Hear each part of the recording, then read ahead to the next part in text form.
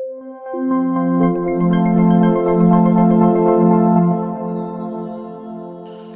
everyone, I am back. It's Dr. Hammond here with your mental health moment. I hope that you have had an absolutely wonderful and amazing week.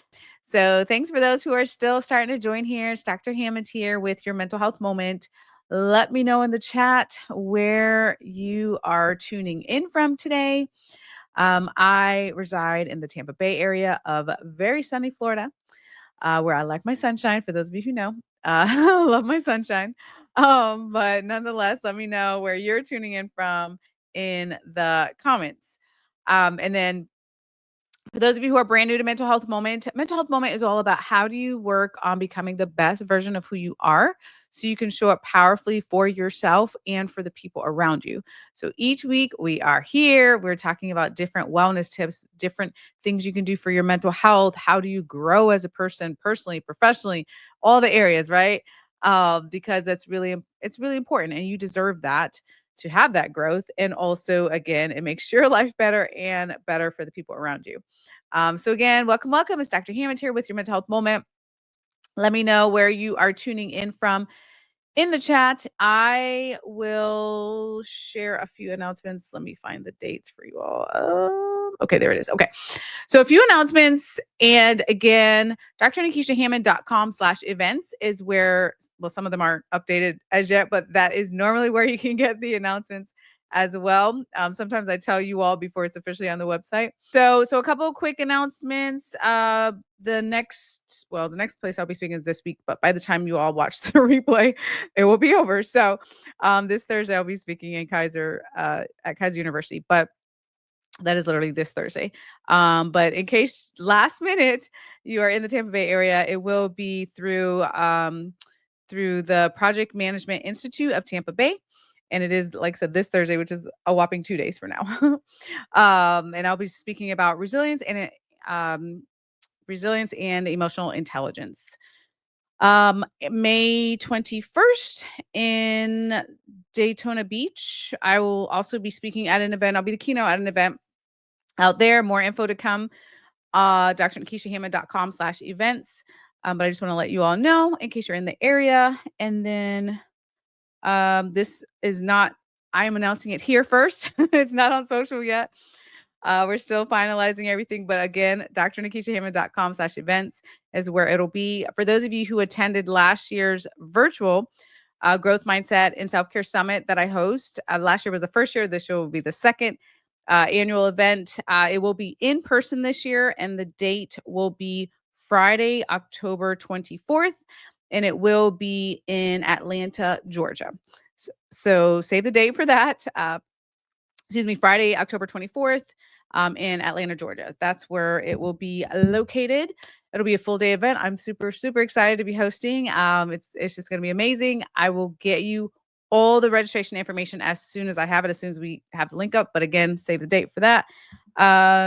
And also, last announcement before I get started in today's mental health moment. And thanks for those who are starting to join here, actually. The last announcement. So next month, I cannot believe it. We're already like almost halfway through the year at this point, a couple more months. But next month, of course, is May, which is Mental Health Awareness Month, one of my favorite months of the year, of course. So I will be also hosting a mental health and wellness challenge next month. And again, I will be getting you all the information, but stay tuned for that. I'm just delighted and super excited because, again, that's why I'm here. A mental health moment, but we all have an opportunity to grow into a better version of ourselves and to continue growing because this is a lifelong process, right? So more information on that to come as well. So those are all my announcements. Today's mental health moment. I wanted to talk to you all about this idea of like burnout versus stress, right? Because last year when I was on a podcast tour for a couple books ago, one of my mindset training books, one of the main questions I got asked over and over and over again was how do you know if you're burnt out, and how do you know like the difference of like just being stressed versus a burnout per se, right? And it's a topic that I talk about frequently with different organizations and corporations. So I wanted to share with you all today some of the things for you to look out for, because it's a lot happening in the world. It just is busy and hectic, and you have your own personal lives to be thinking about as well. So I want to share with you just an understanding of like how do you know, right? And I do want to say before I share that everything in the field of mental health and wellness, I feel like everything's on a spectrum, right? So if we said the word trauma, or if we said the word depression, or if we said anxiety, or whatever it is that you can think of when it comes to mental health and wellness, there's literally a spectrum of it. And it's the same thing for burnout, right? There's different levels of burnout. But first, I want you to understand, of course, we know we all get stressed out. That is completely normal. It is normal to have a bad day. It is normal to have a bad week. It is normal for you to feel anxious sometimes, stressed out, like overwhelmed. Those are normal feelings. The when it turns into burnout, though, if you will, is when you really start to get this long-term pattern of feeling stressed out. Maybe it starts to go into numbness. Maybe you don't feel like doing a lot of things you used to do. Maybe you don't care as much, right? Like, but it's longer term. It's not having a bad day. You're not burnt out after having a bad day. I can feel like that. But burnout is more of a chronic state of mind, if you will. And not just mind, it could be body too. So I've met a lot of people. Dr. Hammond here with your mental health moment. Today, for those of you who are just now tuning in, or maybe I'm just not getting the notifications, but if you're just not tuning in, we're talking today about this idea of like you feel stress. We all feel stress at some point, but how do you know you've hit burnout? And because that is a different experience. I've met thousands and thousands of people at this point in my career, and what I can tell you is we all experience stress, burnout in different ways. So for some of you, and you may be at a point where like you're like, I have hit burnout. You have been so physically exhausted and or so mentally and emotionally drained, like to that point, right? We I think we all really know when we hit that point, but here's the thing, but for those of you, again, that are just hopefully more aware, or working on your awareness, I should say, because self-awareness is a thing. But if you're more aware of your body, paying more attention, I should say, to your body, to the signals your body gives you, to the signals your brain gives you, like, I am stressed out, I am overwhelmed, I am so tired, or whatever it is that you're telling yourself, or you can feel it, right? Those are the type of things that's really important for you to be checking in with yourself, because you can prevent the point of getting to burnout and exhaustion, and to the point where you can't even go anymore. But the number one key, and this is missing, it just is from society. We're busy, we're running around. The number one key is your self-awareness. Is you taking the step back. Like I always preach, for those of you who are not new to mental health moment, about taking a minute. It is real, like taking the 60 seconds out of your day. This is something I practice now. I did not always practice this. I know what it feels like to hit burnout. I know what it feels like to run ragged. Like I've been there, done that. I don't like doing that now though, because I know the difference. And I know how important self-care is, and it makes you better anyway, right? But we have to unlearn a lot of things when it comes to self-care. But again, number one, I want you to really think about, are you checking in with yourself, right? One of the things I want you to think about, this is one of my hopes for you, actually, for those of you watching this today, is to really think about getting into what I would call a reset season, right? So put it in the chat if you're ready for that. Hopefully you are. To just put in reset season, like reset season, because if whether or not you are at the blaze of burnout, or you're about to hit burnout, or you're just so stressed and overwhelmed, you can make that decision to say, okay, now you're not going to make a decision to make all your problems go away, right? Some things we can control. We talked about in another mental health moment, some things we can't. However, you can make a decision to say, I want to be in my reset season, meaning you decide, I want to work on resetting and recharging my life, myself, my body, my mind, my emotions, spiritually, mentally, physically, like all the areas. First, you have to make that decision though, right? If you're at a place where you're like, I'm so tired, I'm so stressed out, I don't have time for me, like all those types of things, and it's just you're just telling yourself that over and over and over, it can be hard to get out of it. But when you take the shift and you start to tell yourself, no, I am claiming, right? You are claiming your reset season. Now, reset season looks different for all of us. Like you have to ask yourself, what does that look like for you? It may be taking a minute, as I always preach, right? It may be you needing to take the 60 seconds a day. Are you taking some deep breaths? Are you checking in with you? Are you walking outside if you like nature? I love my cups of tea. You all know that. Like whatever the thing is for you, like just like taking a pause, listening to music, whatever it is for the 60 seconds. Are you doing that? Is that your reset season? Do you need to take a mental health day? Like, do you need to like hop on the call or hop on a call with some supportive friends or family members? Like, what is it for you that you need to be in this reset season? Right. So, these are the types of things that you should be asking yourself. And I recognize it's hard sometimes because again, we tend to neglect ourselves and our mental health and our wellness because we're so overwhelmed with other things happening in the world or happening in our lives or our kids' lives or grandkids or whomever it is around us, right? The other thing to think about is when you schedule your reset, whatever that looks like for you, understand that you are allowed to work on having guilt-free rest.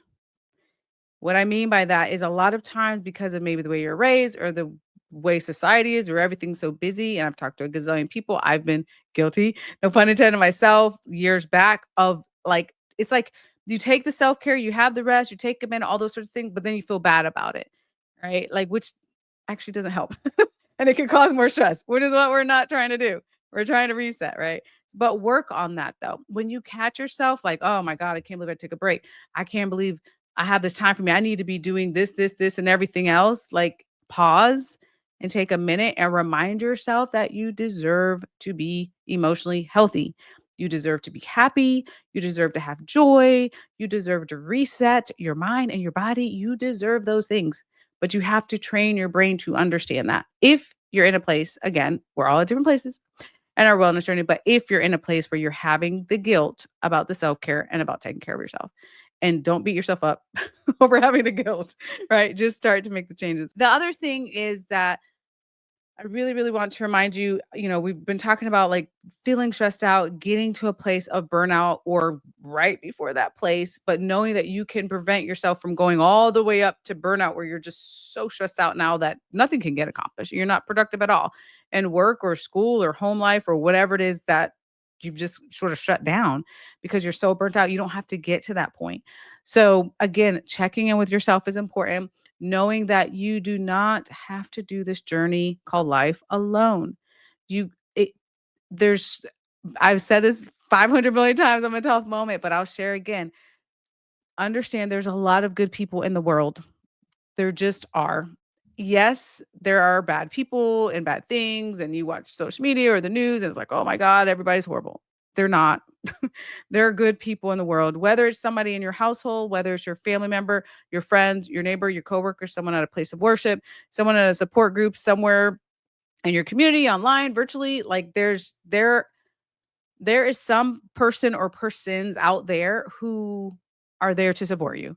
You may be like, nope, everyone around me is toxic. If that's the case, then your job is to find those said people. They exist.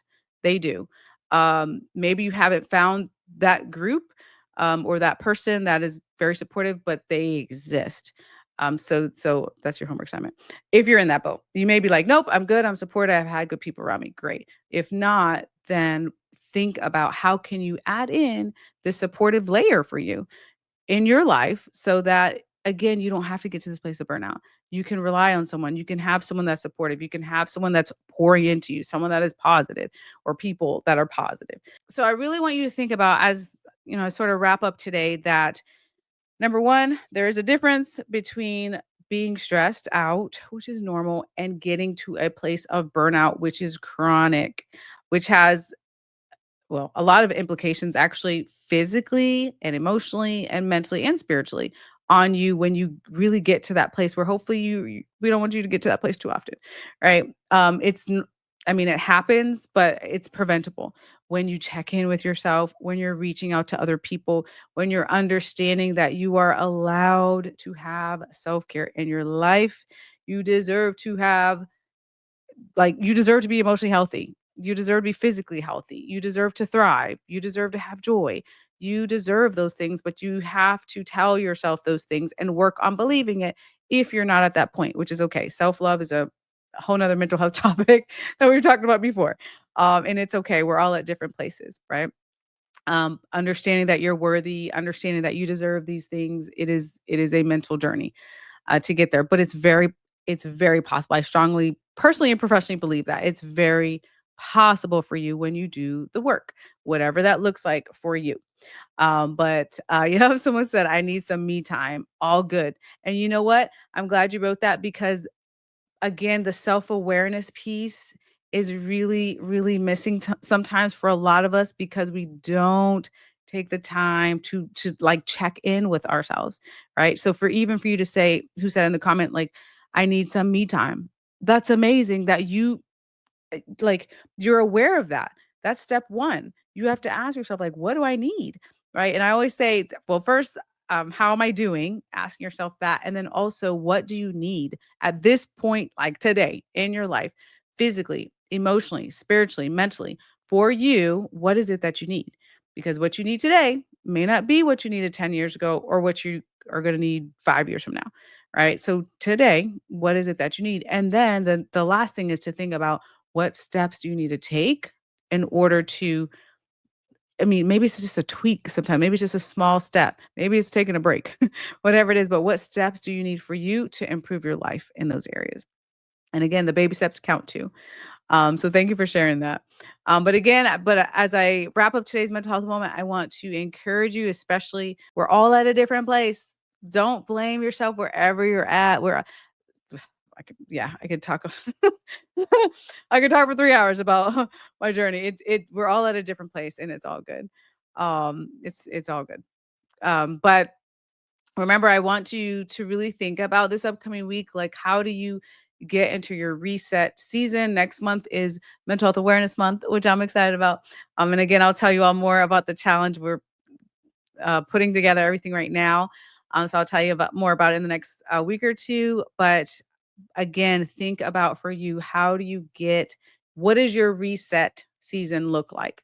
It's a because you're allowed to reset wherever you're at. If you're stressed out, if you're burnt out, if you're good, wherever you're at, you're allowed to have the reset. So what does that look like for you? Think about that this week and then start to take the baby steps. Start to chip away at it. If your reset season is like, I need to take a 2 week vacation, but you're like, I don't have time to take 2 week vacation. I have time for a mental health day or a mental health hour. That counts too. Okay, so be reasonable. Do things that are feasible for you. Take the baby steps if you need to take the leap if you're in that place wherever you're at. But again, keep in mind your mental health, your wellness, and what does your reset season look like for you? Sometimes it's just a little tweaks. It doesn't make all our problems go away, no, but it just when you can get to a place where you can just be in a place of relaxation for your mind and your body, because we're always like just revved up in some ways sometimes, or that fight or flight, just to like take it down and work on the relaxation and work on the self-care. Awesome, awesome. Thanks for sharing that. So I will be back. Have an amazing week. Be blessed. I will see you all next week. Take care of yourselves, and I'll see you next week.